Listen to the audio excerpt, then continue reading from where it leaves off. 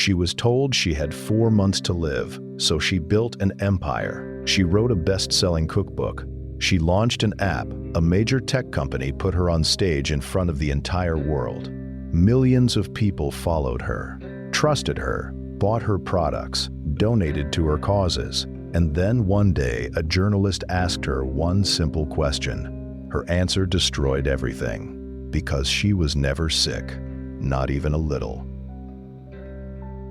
Her name, for this story, is Jade. She was young, charismatic, the kind of face that Instagram was built for.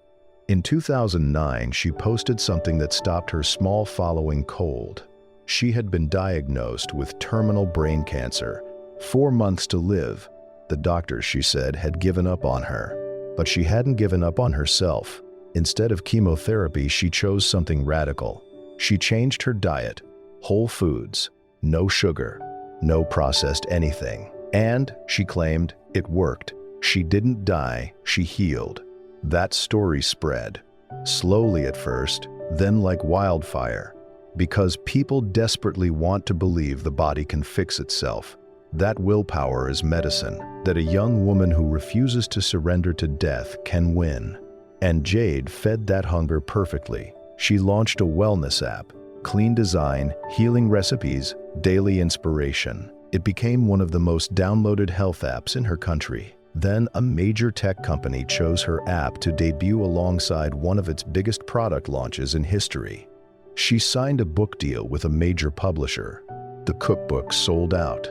Magazines put her face on their covers. She spoke at sold-out events to rooms full of people who believed her story had saved their lives. She was the face of the wellness movement. And nobody, not once, asked for her medical records.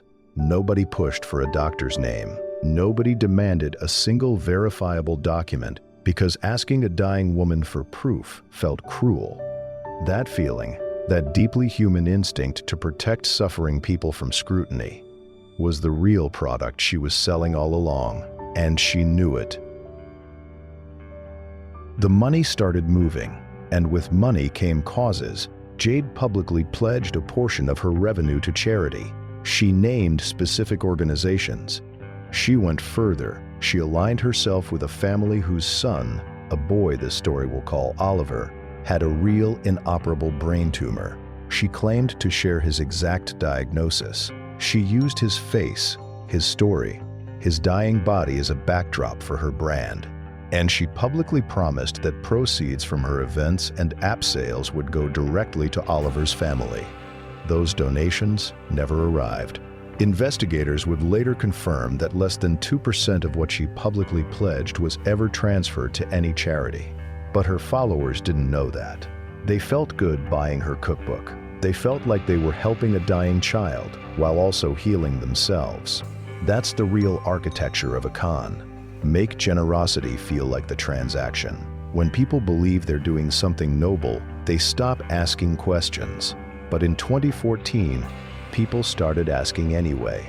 Some followers began noticing things.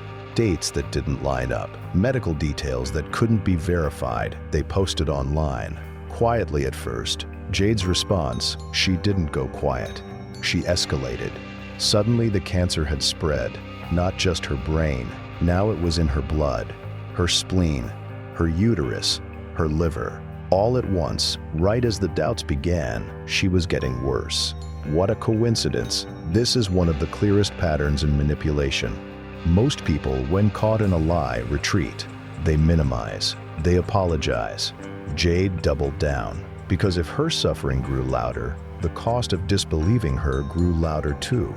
You'd have to be a monster to question a woman dying of 5 cancers simultaneously. The lie had learned how to protect itself. 2 journalists from a major newspaper decided to stop following the story.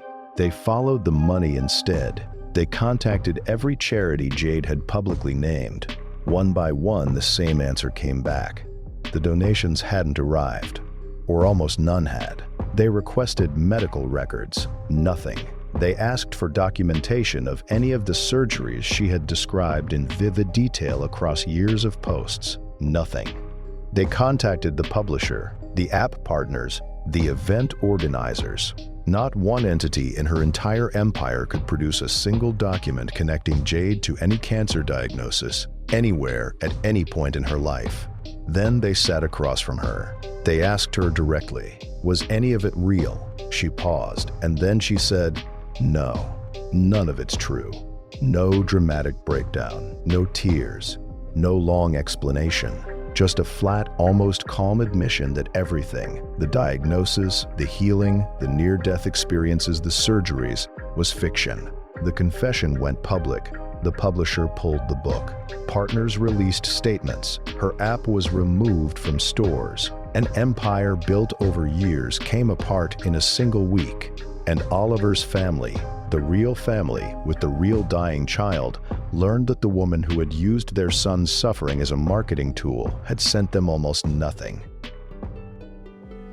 A court found Jade guilty on multiple counts of consumer law violations.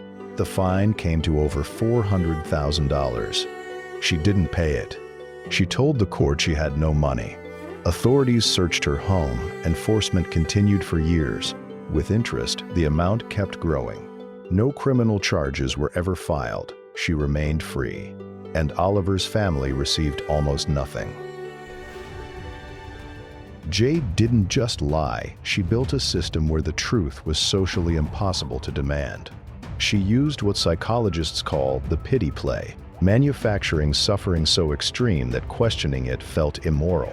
Empathy is one of the greatest things about human beings. It's also one of the easiest things to weaponize. When we believe someone is suffering, we suspend judgment, we open our wallets, we lower our defenses. We become loyal in ways we never are to people who seem fine. She layered that with what this channel has called weaponized altruism, attaching her brand to charitable causes and a dying child. When you believe buying a product helps a suffering family, you stop being a customer. You become part of something meaningful. And people who feel meaningful don't investigate. And when doubt appeared, she escalated. More cancers, more crises, more pain. That pattern, a story growing louder every time it's questioned, is one of the most reliable signs that something is deeply wrong. 3 things to watch for in your own life. 1. When someone's story gets bigger every time it's questioned, that's not pain. That's a defense mechanism designed to silence you. 2.